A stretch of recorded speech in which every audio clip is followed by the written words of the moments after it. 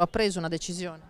No, assolutamente no, sono in una fase di riflessione profonda e per il momento credo anche nel rispetto poi delle istituzioni, questa pausa riflessiva continua.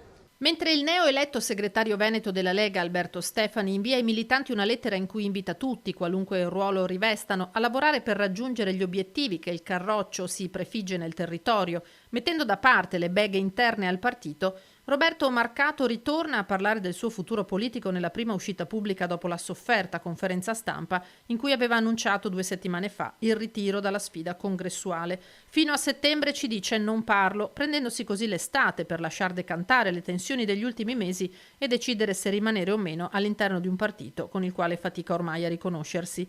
Fin qui quello che riguarda lui direttamente, ma da leghista di prima linea esprime il suo sostegno al sindaco dimissionario di Castelfranco Stefano Marcon, dandogli di fatto ragione, e questo finora non lo aveva apertamente fatto ancora nessuno.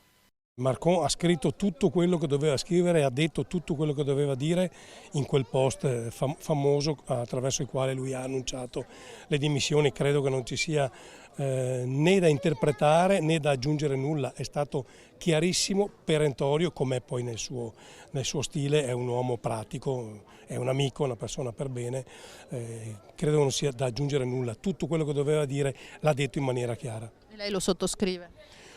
Io ho troppo rispetto per Marcon, per i cittadini di Castelfranco, io lo rispetto e non aggiungo nulla.